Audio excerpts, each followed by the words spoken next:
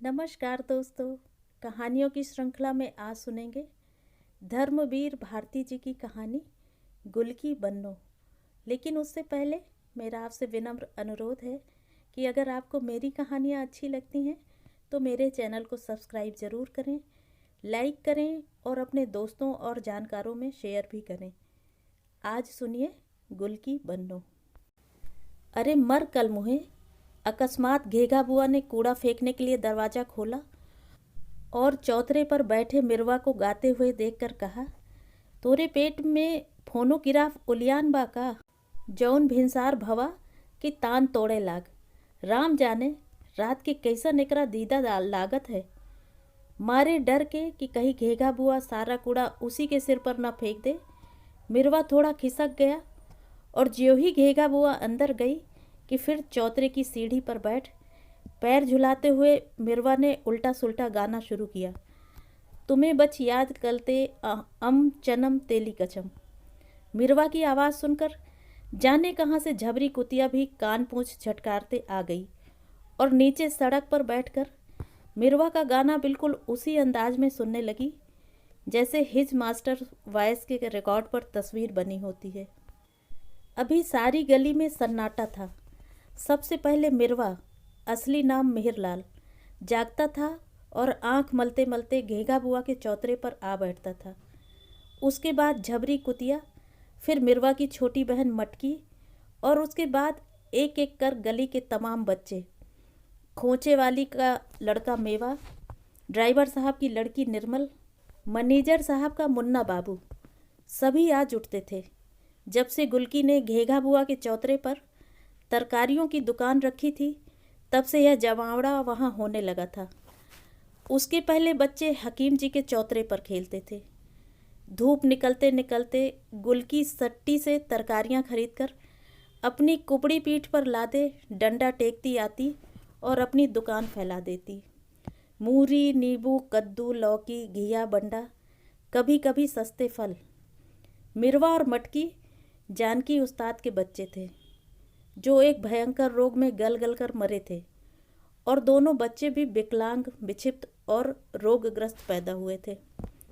सिवा झबरी कुतिया के और कोई उनके पास नहीं बैठता था और सिवा गुलकी के कोई उन्हें अपनी देहरी या दुकान पर चढ़ने नहीं देता था।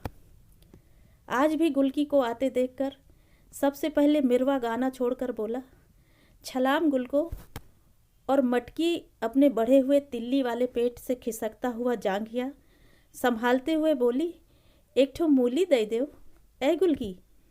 गुलकी पता नहीं किस बात से खींची हुई थी कि उसने मटकी को झिड़क दिया और अपनी दुकान लगाने लगी। झबरी भी पास गई कि गुलकी ने डंडा उठाया। दुकान लगाकर गुलकी अपनी कुबड़ी पीठ दोहरी कर बैठ गई और जाने किसे बुड़बुड़ा बुड़बुड़ा कर गालियाँ देने लगी। मटकी एक क्षण चुपचाप खड़ी रही, फिर उसने रट लगाना शुरू किया, एक मोरी ए गुलकी एक। गुलकी ने फिर झिड़का तो चुप हो गई और अलग हटकर लोलुप नेत्रों से सफ़ेद धुली हुई मूलियों की ओर देखने लगी। इस बार वह बोली नहीं, चुपचाप उन मूलियों की ओर हाथ बढ़ाया ही था कि गुलकी चीखी, हाथ हटाओ, छूना मत। कोढ़िन, कहीं खाने पीने की चीज़ देखी नहीं कि जोंक की तरह चिपक गई। चल उधर। मटकी पहले तो पीछे हटी, पर फिर उसकी तृष्णा ऐसी अदम्य हो गई कि उसने हाथ बढ़ाकर एक मूली खींची। गुलकी का मुंह तमतमा उठा और उसने बांस की खपच्ची उठाकर उसके हाथ पर चट से मारी। मूली नीचे जा गिरी और हाय हाय कर दोनों हाथ झटकते हुए मटकी पांव पटक पटक कर रोने लगी। जाओ अपने घर रो, हमारी दुकान पर मरने को गली भर के बच्चे हैं। गुलकी चीखी। दुकान दई के हम बिप्ता मोल ले लिया, क्षण भर पूजा भजन में भी कचर धाव मची रहती है। अंदर से घेघा बुआ ने स्वर मिलाया। खासा हंगामा मच गया कि इतने में झबरी भी खड़ी हो गई और लगी उदात्त स्वर में भूंकने। Left right. चौराहे पर 3-4 बच्चों का जुलूस चला आ रहा था। आगे आगे दर्जा बा में पढ़ने वाले मुन्ना बाबू नीम की संटी को झंडे की तरह थामे जुलूस का नेतृत्व कर रहे थे पीछे थे मेवा और निर्मल। जुलूस आकर दुकान के सामने रुक गया। गुलकी सतर्क हो गई। दुश्मन की ताकत बढ़ गई थी। मटकी सिसकते सिसकते बोली, हमके गुलकी मारिस है। हाय हाय, हमके नरिया में ढकेल दीहिस। अरे बाप रे। निर्मल, मेवा, मुन्ना सब पास आकर उसकी चोट देखने लगे। फिर मुन्ना ने ढकेल कर सबको पीछे हटा दिया और संटी लेकर तनकर खड़े हो गए। किसने मारा है इसे? हम मारा है। कुबड़ी गुलकी ने बड़े कष्ट से खड़े होकर कहा, क्या करोगे? हमें मारोगे? मारेंगे क्यों नहीं? मुन्ना बाबू ने अकड़ कर कहा। गुलकी इसका कुछ जवाब देती कि बच्चे पास गिराए। मटकी ने जीभ निकालकर मुंह बिराया। मेवा ने पीछे जाकर कहा, ए कुबड़ी, अपना कुबड़ दिखाओ, और एक मुट्ठी धूल उसकी पीठ पर छोड़कर भागा। गुलकी का मुंह तमतमा आया और रुंधे गले से कराहते हुए उसने पता नहीं क्या कहा, किंतु उसके चेहरे पर भय की छाया बहुत गहरी हो गई थी। बच्चे सब एक एक कर एक मुट्ठी धूल लेकर शोर मचाते हुए दौड़े कि अकस्मात घेंगा बुआ का स्वर सुनाई पड़ा। ए मुन्ना बाबू, जात हो कि अबहिन बहन जी का बुलाए के 2-4 कनेठी दिलवाई? जाते तो हैं, मुन्ना ने अकड़ते हुए कहा। ए मिरवा, बिगुल बजाओ। मिरवा ने दोनों हाथ मुंह पर रखकर कहा, धुतु धुतु धू। जुलूस चल पड़ा और कप्तान ने नारा लगाया, अपने देश में अपना राज, गुलकी की दुकान बाईकाट। नारा लगाते हुए जुलूस गली में मुड़ गया। कुबड़ी ने आंसू पोंछे, तरकारी पर से धूल झाड़ी और साग पर पानी के छींटे देने लगी। गुलकी की उम्र ज़्यादा नहीं थी, यही हद से हद 25-26, पर चेहरे पर झुर्रियाँ आने लगी थीं और कमर के पास से वह इस तरह दोहरी हो गई थी जैसे 80 वर्ष की बुढ़िया हो। बच्चों ने जब पहली बार उसे मोहल्ले में देखा तो उन्हें ताज्जुब भी हुआ और थोड़ा भय भी। कहाँ से आई, कैसे आ गई, पहले कहाँ थी, उसका उन्हें कुछ अनुमान नहीं था। निर्मल ने ज़रूर अपनी माँ को उसके पिता ड्राइवर से रात को कहते हुए सुना, यह मुसीबत और खड़ी हो गई। मर्द ने निकाल दिया तो हम थोड़े ही है ढोल गले बांधेंगे। बाप अलग हम लोगों का रुपया खा गया। सुना चल बसा तो कहीं मकान हम लोग न दखल कर लें, तो मर्द को छोड़कर चली आई। खबरदार जो तुमने चाबी दी। क्या छोटेपन की बात करती हो? रुपया उसके बाप ने लिया तो क्या हम उसका मकान मार लेंगे? चाबी हमने दे दी है। 10-5 दिन का नाच पानी भेज दो उसके यहाँ। हाँ हाँ, सारा घर उठा के भेज दो। सुन रही हो घेगा बुआ? तो का भवा बहू? अरे निर्मल के बाबू से तो एकरे बाप की दांत काटी रही। घेगा बुआ की आवाज़ आई। बेचारी बाप की अकेली संतान रही, यही के बियाह में मटिया मेट हुई गवा, पर ऐसे कसाई के हाथ में दिहिस कि 5 बरस में कोपड़ निकर यावा। साला यहाँ आवे तो हंटर से खबर लूँ मैं। ड्राइवर साहब बोले, 5 बरस बाद बाल बच्चा हुआ, अब मरा बच्चा पैदा हुआ तो इसमें इसका क्या कसूर? साले ने सीढ़ी से ढकेल दिया। जिंदगी भर के लिए हड्डी खराब हो गई ना, अब कैसे गुजारा हो उसका? बेटवा, इसको दुकान खुलवाए दो। हमरा चौतरा खाली पड़ा है, यही 1-2 रुपया किरावा दई देवा करे, दिन भर अपना सौदा लगाए ले। हम का मना करीत हैं? इतना बड़ा चौतरा मोहल्ला वालन के काम ना आई तो हमका छाती पर धर ले जाब, पर हाँ, मुला रुपया दई देवा करे। दूसरे दिन यह सनसनीखेज खबर बच्चों में फैल गई। वैसे तो हकीम जी का चबूतरा बड़ा था, पर वह कच्चा था, उस पर छाजन भी नहीं थी। बुआ का चौतरा लंबा था, उस पर पत्थर जड़े थे, लकड़ी के खंभे थे, उस पर टीन भी छाई थी। कई खेलों की सुविधा थी। खंभों के पीछे किलकिल कांटे की लकीरें खींची जा सकती थी। एक टांग से उचक उचक कर बच्चे चिबिड्डी खेलते थे। पत्थर पर लकड़ी का पीढ़ा रखकर नीचे मुड़ा हुआ तार घुमाकर रेलगाड़ी चला सकते थे। जब गुलकी ने अपनी दुकान के लिए चबूतरे के खंभों में बांस बांधे तो बच्चों को लगा कि उनके साम्राज्य में किसी अजात शत्रु ने आकर किलेबंदी कर ली है। वे सहमे हुए दूर से कुबड़ी गुलकी को देखा करते थे। निर्मल ही उसकी एकमात्र संवाददाता थी और निर्मल का एकमात्र विश्वस्त सूत्र था उसकी माँ। उसने जो सुना था उसके आधार पर निर्मल ने सबको बताया था कि यह चोर है। इसका बाप 100 रुपया चुरा कर भाग गया। यह भी उसके घर का सारा रुपया चुराने आई है। रुपया चुराएगी तो यह भी मर जाएगी। मुन्ना ने कहा, भगवान सबको दंड देता है। निर्मल बोली, ससुराल में भी रुपया चुराई होगी। मेवा बोला, अरे कुबड़ थोड़े है, वही रुपया बांधे है पीठ पर। मन सेधु का रुपया है। सचमुच? निर्मल ने अविश्वास से कहा। और नहीं क्या, कुबड़ थोड़े है तो दिखावे। मुन्ना द्वारा उत्साहित होकर मेवा पूछने ही जा रहा था कि देखा, साबुन वाली सत्ती खड़ी बात कर रही है गुलकी से। कह रही थी, अच्छा किया तुमने, मेहनत से दुकान करो, अब कभी थूकने भी ना जाना उसके यहाँ। हरामजादा दूसरी औरत कर ले, चाहे 10 और कर ले, सबका खून उसी के माथे चढ़ेगा। यहाँ कभी आवे तो कहलवाना मुझसे, इसी चाकू से दोनों आंखें निकाल लूँगी। बच्चे डर कर पीछे हट गए। चलते चलते सत्ती बोली, कभी रुपए पैसे की ज़रूरत हो तो बताना बहन। कुछ दिन बच्चे डरे रहे, पर अकस्मात उन्हें यह सूझा कि सत्ती को गुलकी डराने के लिए बुलाती है। इसने उनके गुस्से में घी का काम किया, पर कर क्या सकते थे। अंत में उन्होंने एक तरीका ईजाद किया। वे एक बुढ़िया का खेल खेलते थे। उन्होंने उसको संशोधित किया। मटकी को लेमन जूस देने का लालच देकर कुबड़ी बनाया गया। वह उसी तरह पीठ दोहरी करके चलने लगी। बच्चों ने सवाल जवाब शुरू किए। कुबड़ी कुबड़ी का हिराना, सुई हिरानी, सुई ले के का करबे, कंथा सीबे, कंथा सी के का करबे, लकड़ी लाबे, लकड़ी लाए के का करबे, भात पकैबे, भात पकाए के का करबे, भात खाबे, भात के बदले लात खाबे। और इसके पहले कि कुबड़ी बनी हुई मटकी कुछ कह सके, वे उसे जोर से लात मारते और मटकी मुंह के बल गिर पड़ती। उसकी कोहनियाँ और घुटने छिल जाते, आंख में आंसू आ जाते और होंठ दबाकर वह रुलाई रोकती। बच्चे खुशी से चिल्लाते, मार डाला कुबड़ी को, मार डाला कुबड़ी को।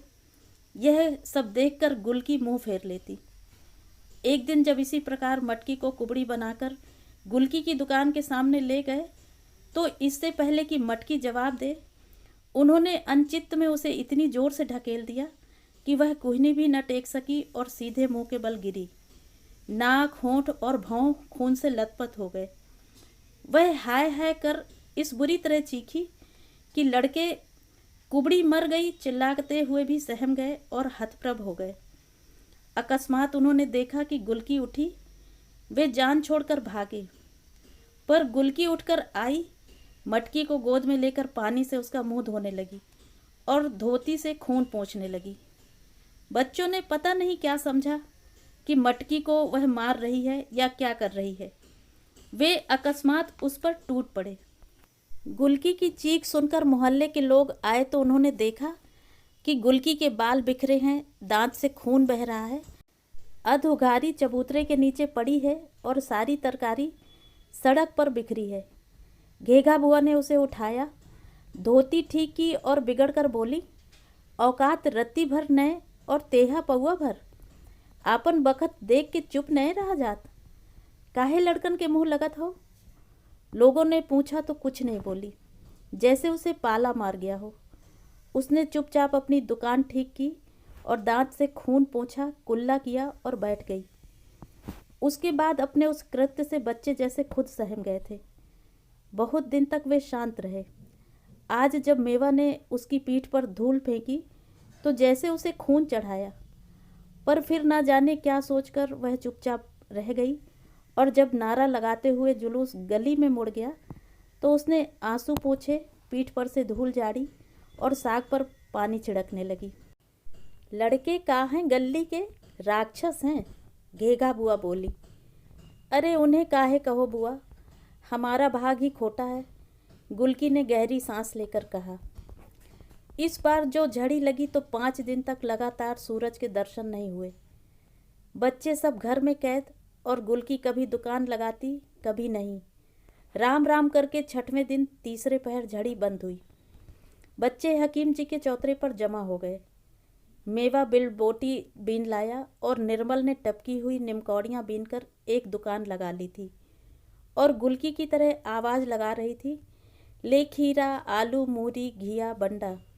थोड़ी देर में काफ़ी शिशु ग्राहक दुकान पर जुट गए। अकस्मात शोरगुल को चीरता हुआ बुआ के चौतरे से गीत का स्वर उठा। बच्चों ने घूमकर देखा, मिरवा और मटकी गुलकी की दुकान पर बैठे हैं। मटकी खीरा खा रही है और मिरवा झबरी का सर अपनी गोद में रखे बिल्कुल उसकी आंखों में आंखें डालकर गा रहा है, सनम तेरी कसम। तुरंत मेवा गया और पता लगाकर आया कि गुलकी ने दोनों को एक एक अधन्ना दिया है और दोनों मिलकर झबरी कुतिया के कीड़े निकाल रहे हैं। चौतरे पर हलचल मच गई और मुन्ना ने कहा, निर्मल, मिरवा मटकी को एक भी निमकौड़ी मत देना, रहे उस कुबड़ी के पास। हाँ जी, निर्मल ने आंखें चमकाकर गोल मुंह करके कहा, हमार अम्मा कहत रही उन्हें छुओ ना, न साथ खाओ न खेलो, उन्हें बड़ी बुरी बीमारी है। आग थू। मुन्ना ने उसकी ओर देखकर उपकाई जैसा मुंह बनाकर थूक दिया। गुलकी बैठी बैठी सब समझ रही थी और जैसे इस निरर्थक घृणा में उसे कुछ रस सा आने लगा था। उसने मिरवा से कहा, तुम दोनों मिलके गाओ तो एक अधन्ना दें, खूब जोर से। दोनों भाई बहन ने गाना शुरू किया। माल कताली मल जाना पर अकिया की चीचे। अकस्मात फाटक से दरवाज़ा खुला और एक लोटा पानी दोनों के ऊपर फेंकती हुई घेंघा बुआ गरजी, दूर कल मुहे, अबहिन बित्तो भर के नाही ना और पतुरियन के गाना गावे लागे, न बहिन का ख्याल न बिटिया का। ए कुबड़ी, हम तुहू से कहे दई थे, हम चकला खाना खोले के बरे अपना चौतरा नहीं दिया रहा हूँ, चली मुहुआ से मुजरा करावे। गुलकी ने उधर पानी छिड़काते हुए कहा, बुआ बच्चे हैं, गा रहे हैं, कौन कसूर हो गया। ऐ हाँ, बच्चे हैं, तुहो तो दूध पियत बच्ची हो, कही दिया जबान न लड़ाओ हमसे। हाँ, हम बहुते बुरी हैं, एक तो 5 महीने का किरावा ना ही दियो और हियाँ दुनिया भर के अंधे कोड़ी बटुरे रहते हैं। चलो उठाओ अपनी दुकान हियाँ से, कल से न देखी हियाँ तुम्हें। राम राम। सब अधर्म की संतान, राक्षस पैदा भय मोहल्ले में, धरतियों नहीं फाटत कि मर बिलाए जाएं। गुलकी सन्न रह गई। उसने किराया सचमुच 5 महीने से नहीं दिया था, बिक्री ही नहीं थी, मोहल्ले में कोई उससे कुछ लेता ही नहीं था, पर इसके लिए बुआ इसे निकाल देगी वह उसे कभी आशा नहीं थी। वैसे ही महीने में 20 दिन भूखी सोती थी। धोती में 10-10 पैबंद थे। मकान गिर चुका था। एक दालान में थोड़ी सी जगह में वह सो जाती थी, पर दुकान तो वहाँ रखी नहीं जा सकती। उसने चाहा कि वह बुआ के पैर पकड़ ले, मिन्नत कर ले, पर बुआ ने जितनी जोर से दरवाज़ा खोला था उतनी ही जोर से बंद कर दिया। जब से चौमासा आया था, पुरवाई बही थी, उसकी पीठ में भयानक पीड़ा उठती थी। उसके पांव कांपते थे। सट्टी में उस पर उधार बुरी तरह चढ़ गया था, पर अब होगा क्या। वह मारे खींच के रोने लगी। इतने में कुछ खटपट हुई और उसने घुटनों से मुंह उठाकर देखा कि मौका पाकर मटकी ने एक ताज़ा फूट निकाल लिया और मरभूखी की तरह उसे हबर हबर खाती जा रही है। क्षण भर वह उसके फूलते पिचकते पेट को देखती रही। फिर ख्याल आते ही कि फूट पूरे 10 पैसे का है, वह उबल पड़ी और सड़ासड़ 3-4 खपच्ची मारते हुए बोली, चोटी, तोरे बदन में कीड़ा पड़ी। मटकी के हाथ से फूट गिर पड़ा, पर वह नाली में से फूट के टुकड़े उठाती हुई भागी। न रोई न चीखी, क्योंकि मुंह में भी फूट भरा था। मिरवा हक्का बक्का इस घटना को देख रहा था कि गुलकी उसी पर बरस पड़ी। सड़ सड़ उसने मिरवा को मारना शुरू किया।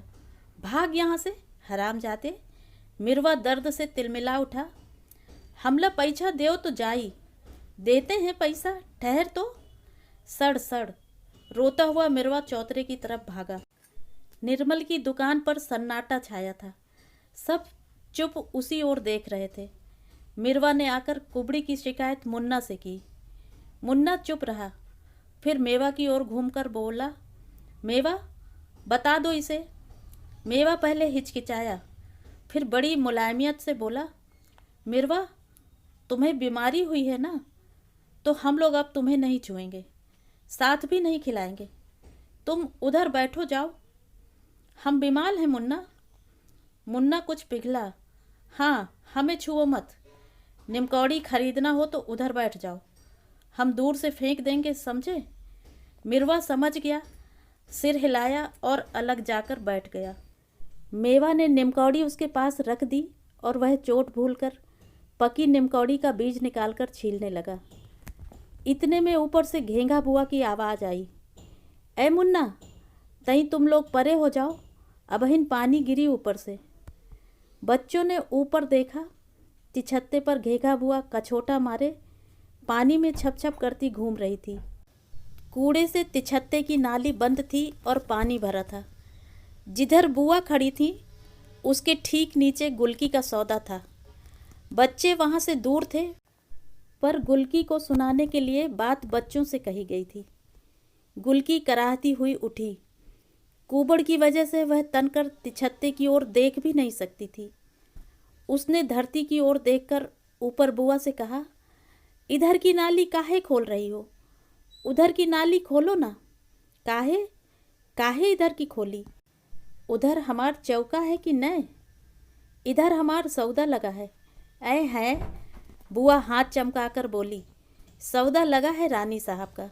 किरावा दे के दाई हियाव फाटत है और टर्राए के दाई नटई में गामा पहलवान का जोर तो देखो। सौदा लगा है तो हम का करी? नारी तो इहें खुली, खोलो तो देखें। अकस्मात गुलकी ने तड़प कर कहा। आज तक किसी ने उसका स्वर नहीं सुना था।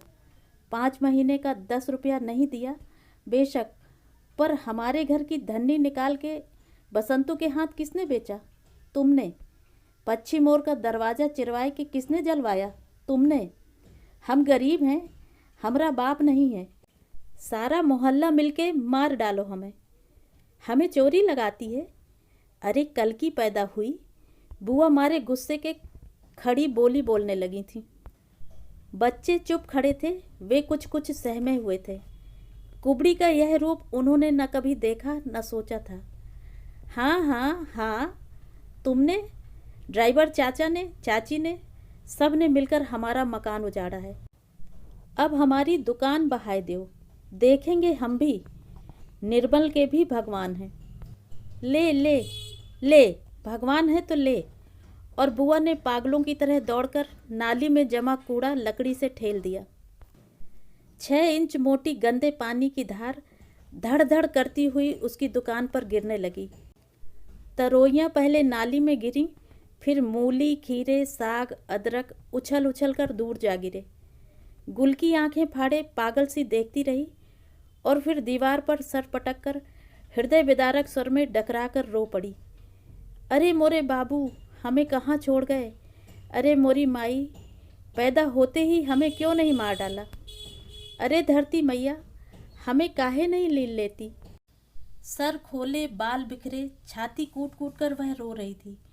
और तिछत्ते का पानी, पिछले 9 दिन का जमा पानी धड़ धड़ गिर रहा था।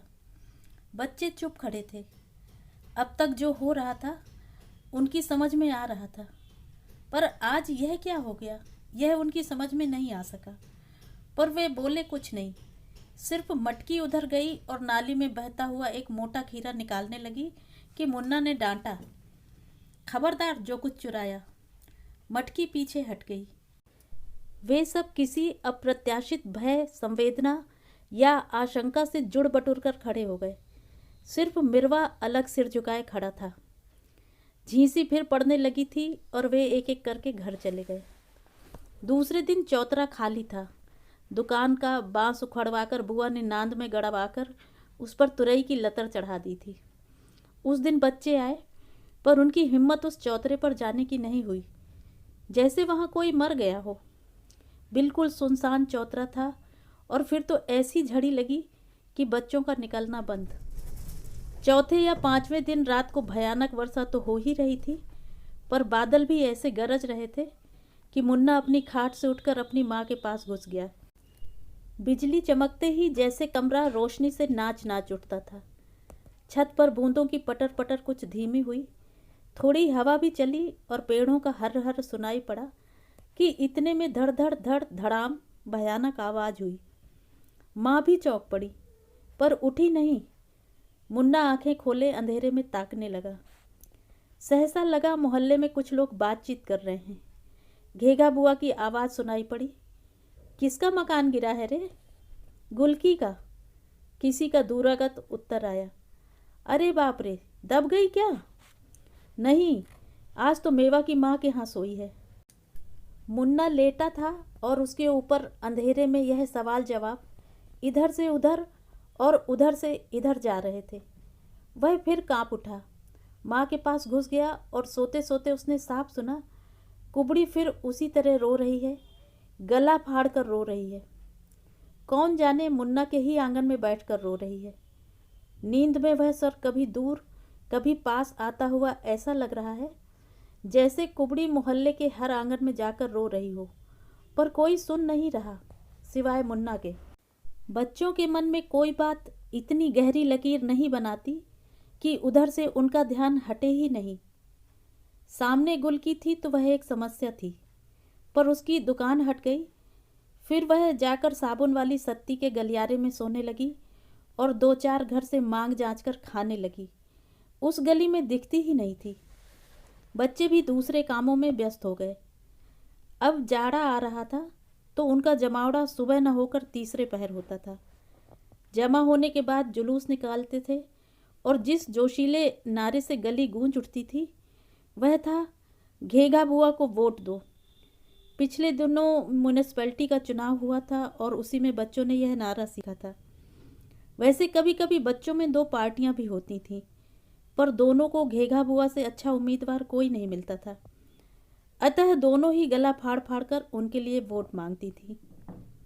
उस दिन जब घेगा बुआ के धैर्य का बांध टूट गया और नई नई गालियों से विभूषित अपनी प्रथम इलेक्शन स्पीच देने ज्यों ही चौतरे पर अवतरित हुई कि उन्हें डाकिया आता हुआ दिखाई पड़ा। वह अचकचा कर रुक गई। डाकिया के हाथ में एक पोस्ट कार्ड था और वह गुलकी को ढूंढ रहा था। बुआ ने लपक कर पोस्ट कार्ड लिया और एक सांस में पड़ गई। उसकी आंखें मारे अचरज के फैल गईं और डाकिया को यह बताकर कि गुलकी सत्ती साबुन वाले के ओसरे में रहती है, वह झट से दौड़ी। निर्मल की माँ ड्राइवर की पत्नी के यहाँ गई। बड़ी देर तक दोनों में सलाह मशविरा होता रहा और अंत में बुआ आई और उसने मेवा को भेजा, जा गुलकी को बुलाए ला।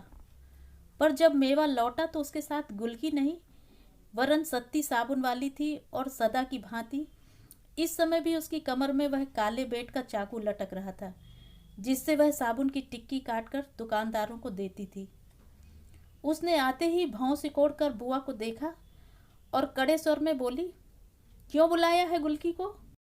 तुम्हारा 10 रुपया किराया बाकी था, तुमने 25 रुपए का सौदा उजाड़ दिया, अब क्या काम है? अरे राम राम, कैसा किराया बेटी, अंदर आओ अंदर आओ। बुआ के स्वर में असाधारण मुलायमियत थी। सत्ती के अंदर जाते ही बुआ ने फटाक से किवाड़ बंद कर लिए। बच्चों का कुतूहल बहुत बढ़ गया था। बुआ के चौके में एक झंझरी थी। सब बच्चे वहां पहुंचे और आंख लगाकर कनपटियों पर दोनों हथेलियां रखकर घंटी वाला बाइस्कोप देखने की मुद्रा में खड़े हो गए। अंदर सत्ती गरज रही थी, बुलाया है तो बुलाने दो, क्यों जाए गुलकी? अब बड़ा ख्याल आया है, इसलिए कि उसकी रखैल को बच्चा हुआ है तो जाके गुलकी झाड़ू पुहारू करे, खाना बनावे, बच्चा खिलावे और वह मर्द का बच्चा गुलकी की आंख के आगे रखैल के साथ गुलछर्रे उड़ावे। निर्मल की माँ बोली, अरे बिटिया, पर गुजर तो अपने आदमी के साथ करेगी ना।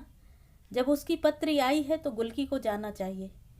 और मर्द तो मर्द, एक रखैल को छोड़ 2 रखैल रख ले तो औरत उसे छोड़ देगी। राम राम। नहीं, छोड़ नहीं देगी तो जाके लात खाएगी, सत्ती बोली। अरे बेटा, बुआ बोली, भगवान रहे ना, तौन मथुरापुरी में कुब्जा दासी के लात मारिन तो ओकर कुबर सीधा हुई गवा। पति तो भगवान है बिटिया, ओके जाए देव। हाँ हाँ, बड़ी हितू न बनिए। उनके आदमी से आप लोग मुफ्त में गुलकी का मकान झटकना चाहती हैं। मैं सब समझती हूँ। निर्मल की माँ का चेहरा जर्द पड़ गया। पर बुआ ने ऐसी कच्ची गोली नहीं खेली थी। वह दपट कर बोली, खबरदार जो कच्ची जबान निकाल लो। तुम्हारा चरित्र कौन न जानता। वही छोकरा मानिक। जबान खींच लूंगी, सत्ती गला फाड़कर चीखी। जो आगे एक हरुफ कहा और उसका हाथ अपने चाकू पर गया। अरे अरे अरे, बुआ सहम कर 10 कदम पीछे हट गई। तो का खून करीबो का, कत्ल करीबो का। सत्ती जैसे आई थी वैसे ही चली गई।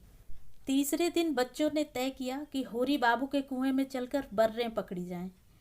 उन दिनों उनका जहर शांत रहता है।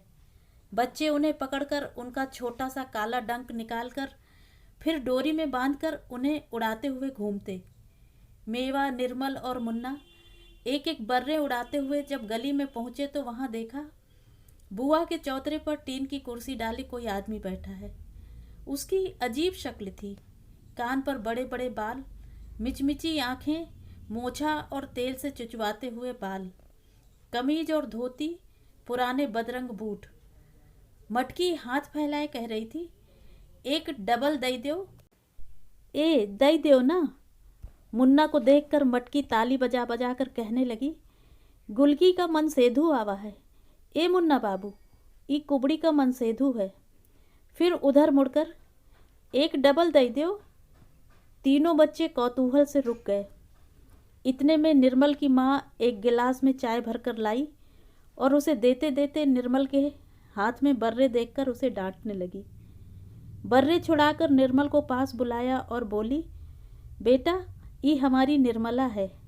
ए निर्मल, जीजा जी हैं, हाथ जोड़ो बेटा। गुलकी हमारी जात बिरादर की नहीं है तो क्या हुआ, हमारे लिए जैसे निर्मल वैसे गुलकी। अरे निर्मल के बाबू और गुलकी के बाप की दांत काटी रही। एक मकान बचा है उनकी चिन्हारी। और कहा, एक गहरी सांस लेकर निर्मल की माँ ने कहा। अरे तो का उन्हें कोई इनकार है। बुआ आ गई थी। अरे 100 रुपया तुम देबे किए रहे हो, चलो 300 रुपया और दे दो, अपने नाम कराए लो। 500 रुपया से कम नहीं होगा। उस आदमी का मुंह खुला, एक वाक्य निकला और फिर बंद हो गया। भवा भवा, ए बेटा दमाद हो, 500 रुपया कहबो तो का निर्मल की माँ को इनकार है। अकस्मात वह आदमी उठकर खड़ा हो गया। आगे आगे सत्ती चली आ रही थी, पीछे पीछे गुलकी। सत्ती चौतरे के नीचे खड़ी हो गई। बच्चे दूर हट गए। गुलकी ने सर उठाकर देखा और अचकचाकर सर पर पल्ला डालकर माथे तक खींच लिया। सत्ती दो एक क्षण उसकी ओर एकटक देखती रही और फिर गरज कर बोली, यही कसाई है। गुलकी, आगे बढ़कर मार दो चपोटा इसके मुंह पर। खबरदार जो बोला कोई। बुआ चट से देहरी के अंदर हो गई। निर्मल की माँ की जैसे घिग्घी बंध गई और वह आदमी हड़बड़ाकर पीछे हटने लगा। बढ़ती क्यों नहीं गुलकी, बड़ा आया वहाँ से विदा कराने। गुलकी आगे बढ़ी। सब सन्न थे। सीढ़ी चढ़ी। उस आदमी के चेहरे पर हवाइयाँ उड़ने लगीं। गुलकी चढ़ते चढ़ते रुकी, सत्ती की ओर देखा, ठिठकी, अकस्मात लपकी और फिर उस आदमी के पांव पर गिरकर फपक फपक कर रोने लगी। हाय, हमें काहे को छोड़ दियो, तुमरे सिवा हमारा लोक परलोक और कौन है। अरे हमरे मरे पे कौन चुल्लू भर पानी चढ़ाई। सत्ती का चेहरा स्याह पड़ गया।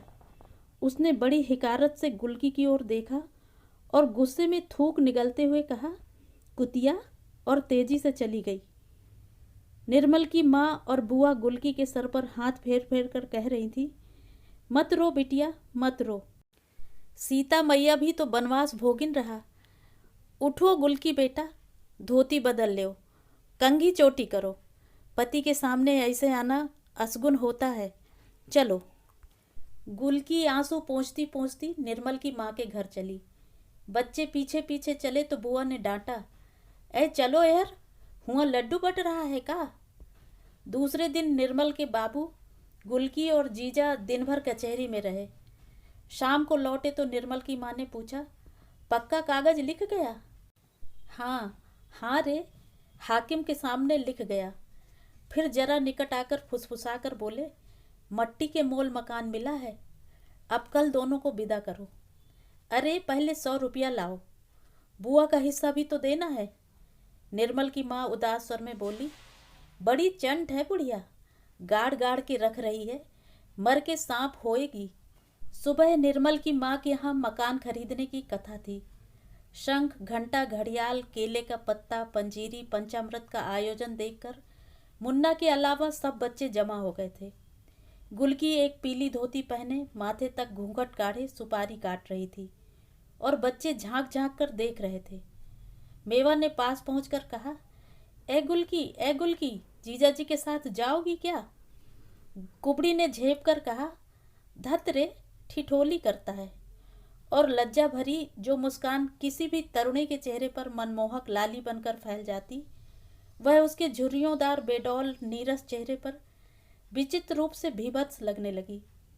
उसके काले पपड़ीदार होंठ सिकुड़ गए, आंखों के कोने मिचमिचा उठे और अत्यंत कुरुचपूर्ण ढंग से उसने अपने पल्ले से सर ढक लिया और पीठ सीधी करके जैसे कुबड़ छिपाने का प्रयास करने लगी। मेवा पास ही बैठ गया। कुबड़ी ने पहले इधर उधर देखा, फिर फुसफुसाकर मेवा से कहा, क्यों रे, जीजा जी कैसे लगे तुझे?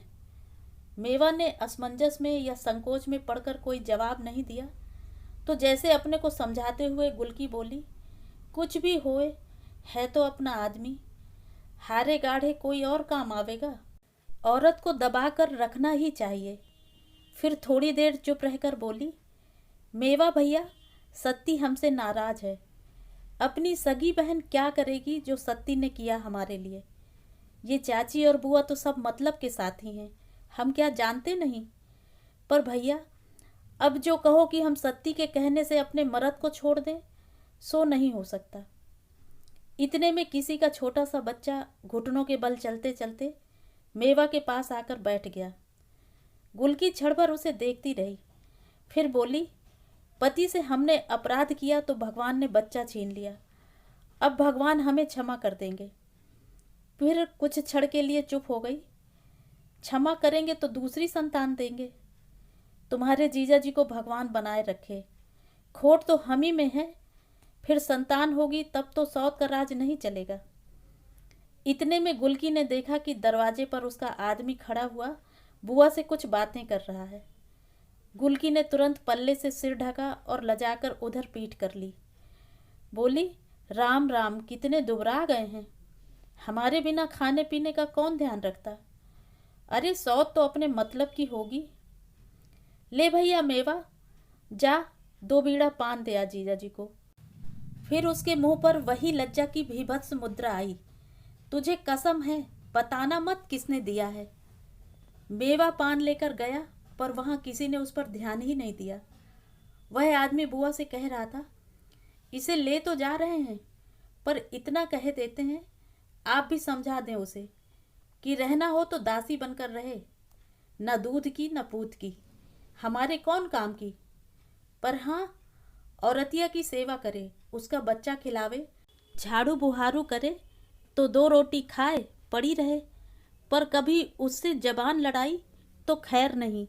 हमारा हाथ बड़ा जालिम है, एक बार कुबड़ निकला तो अगली बार प्राण ही निकलेगा। क्यों नहीं बेटा, क्यों नहीं, बुआ बोली और उन्होंने मेवा के हाथ से पान लेकर अपने मुंह में दबा लिए। करीब 3 बजे इक्का लाने के लिए निर्मल की माँ ने मेवा को भेजा।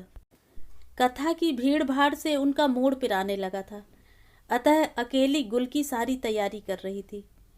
मटकी कोने में खड़ी थी, मिरवा और झपरी बाहर गुमसुम बैठे थे। निर्मल की माँ ने बुआ को बुलवाकर पूछा कि विदा विदाई में क्या करना होगा, तो बुआ मुंह बिगाड़कर बोली, अरे कोई जात बिरादरी की है का? 1 लोटा में पानी भर के 1 दुअन्नी उतार के परजा पजारू को दे दियो बस। और फिर बुआ शाम की तैयारी में लग गईं। इक्का आते ही जैसे झपरी पागल सी इधर उधर दौड़ने लगी। उसे जाने कैसे आभास हो गया कि गुलकी जा रही है सदा के लिए। मेवा ने अपने छोटे छोटे हाथों से बड़ी बड़ी गठरियाँ रखीं। मटकी और मिरवा चुपचाप आकर इक्के के पास खड़े हो गए। सिर झुकाए पत्थर सी चुप गुलकी निकली। आगे आगे हाथ में पानी का भरा लोटा लिए निर्मल थी। वह आदमी जाकर इक्के पर बैठ गया। अब जल्दी करो, उसने भारी गले से कहा। गुलकी आगे बढ़ी, फिर रुकी और उसने टेट से 2 अधन्ने निकाले। ले मिरवा, ले मटकी। मटकी जो हमेशा हाथ फैलाए रहती थी, इस समय जाने कैसा संकोच उसे आ गया कि वह हाथ नीचे कर दीवार से सटकर खड़ी हो गई और सिर हिलाकर बोली, नहीं नहीं बेटा, ले लो, गुलकी ने पुचकार कर कहा। मिरवा मटकी ने पैसे ले लिए और मिरवा बोला, छलाम गुलकी, ए आदमी छलाम। अब क्या गाड़ी छोड़नी है? फिर वह भारी गले से बोला, ठहरो बेटा, कहीं ऐसे दामाद की विदाई होती है? सहसा एक बिल्कुल अजनबी किंतु अत्यंत मोटा स्वर सुनाई पड़ा। बच्चों ने अचरज से देखा, मुन्ना की माँ चली आ रही है। हम तो मुन्ना का आसरा देख रहे थे कि स्कूल से आ जाए, उसे नाश्ता करा लें तो आए, पर इक्का आ गया तो हमने समझा अब तू चली। अरे निर्मल की माँ, कहीं ऐसे बेटी की विदाई होती है? लाओ जरा रोली, घोलो जल्दी से। चावल लाओ और सिंदूर भी ले आना निर्मल बेटा। तुम बेटा उतर आओ इक्के से। निर्मल की माँ का चेहरा स्याह पड़ गया था। बोली, जितना हमसे बन पड़ा किया, किसी को दौलत का घमंड थोड़े ही दिखाना था। नहीं बहन, तुमने तो किया, पर मोहल्ले की बिटिया तो सारे मोहल्ले की बिटिया होती है, हमारा भी तो फर्ज था। अरे माँ बाप नहीं है तो मोहल्ला तो है। आओ बेटा। उन्होंने टीका करके आंचल के नीचे से छिपाए हुए कुछ कपड़े और एक नारियल उसकी गोद में डालकर उसे चिपका लिया। गुलकी जो अभी तक पत्थर सी चुप थी, सहसा फूट पड़ी। उसे पहली बार लगा जैसे वह मायके से जा रही है, मायके से अपनी माँ को छोड़कर, छोटे छोटे भाई बहनों को छोड़कर, और वह अपने कर्कश फटे हुए गले से विचित्र स्वर में रो पड़ी, ले चुप हो जा, देख तेरा भाई भी आ गया। वह बोली। मुन्ना बस्ता लटकाए स्कूल से चला आ रहा था। कुबड़ी को अपनी माँ के कंधे पर सर रखकर रोते देखकर वह बिल्कुल हतप्रभ सा खड़ा हो गया। आओ बेटा, गुलकी जा रही है ना आज, दीदी है ना, बड़ी बहन है, चल पाँव छू ले, आ इधर, माँ ने फिर कहा। मुन्ना और कुबड़ी के पाँव छुए? क्यों? पर माँ की बात, एक क्षण में उसके मन में जैसे एक पूरा पहिया घूम गया और वह गुलकी की ओर बढ़ा। गुलकी ने दौड़कर उसे चिपका लिया और फूट पड़ी। हाय मेरे भैया, अब हम जा रहे हैं, अब किससे लड़ोगे मुन्ना भैया? अरे मेरे बीरन, अब किससे लड़ोगे? मुन्ना को लगा कि जैसे उसकी छोटी छोटी पसलियों में एक बहुत बड़ा सा आंसू जमा हो गया हो, जो अब छलकने ही वाला है। इतने में उस आदमी ने फिर आवाज़ दी और गुलकी कराह कर मुन्ना की माँ का सहारा लेकर इक्के पर बैठ गई। इक्का खड़खड़ कर चल पड़ा।